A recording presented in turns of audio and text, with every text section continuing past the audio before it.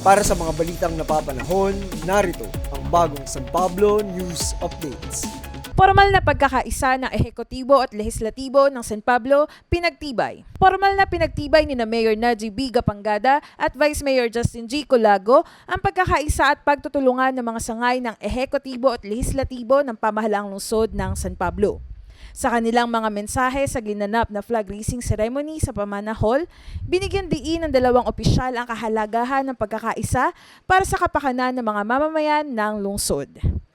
At kaya sa ating pong mga masuring pag-aaral ng Sangguniang Panlunsod, see to it na kung ano po yung ipinopropose ng Executive Department ay yan naman po ay atin pong tatalima, tayo po ay susunod at ito naman po ay pinag-aaralan. Lalo na kung ang proposal po ay yung kung meron po tayong mga proposal na iba't iba po para sa pondo, kung may pagkukunan, why not?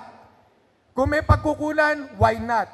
Pero kung wala naman po pagkukunan sa sanggunian, lalo na sa appropriation at nakikita na po nilang wala, ay di tayo po ay, syempre, magtulungan. Yung binanggit ko po nung Rizal Day, tinototoo po natin yon.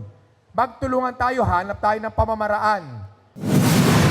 Mga minamahal kong kababayan, tulad po ng commitment ng ating Vice Mayor, siya po ay makikiisa.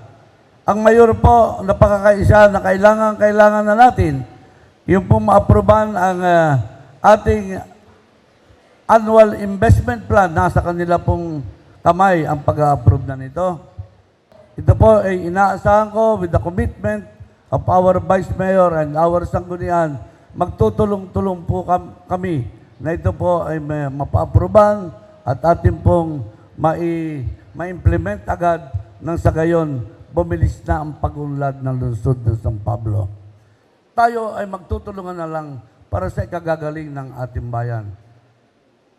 Magtutulong-tulong po tayo at ang office po ng City Mayor ay bukas sa lahat ng ating mga konsyal para makipagtulungan. Bawat committee may katapat na executive. Magtutulong-tulong po tayo para ma-implement ang lahat ng pangangailangan ng ating mga kababayan. Ito si Eira Diaz mula sa City Information Office para sa bagong San Pablo News Updates.